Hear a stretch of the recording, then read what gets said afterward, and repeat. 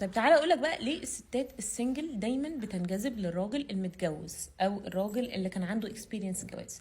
الراجل المتجوز، ومش كلهم طبعا، مش كل الجوازات، معظم الجوازات بتبدأ الست بعد ما بتخلف تدخل في دور الأمومة، اللي هو شايفة نفسها أعظم دور هي بتعمله وهو إن هي أم. فأنت لو ما دعمتنيش وما بقيتش عبارة عن ATM، ده معناه إن أنت مش راجل. وبتنسى بقى لغة المشاعر خالص، وبتنسى الدلع، وبتنسى الشغف اللي في البدايات.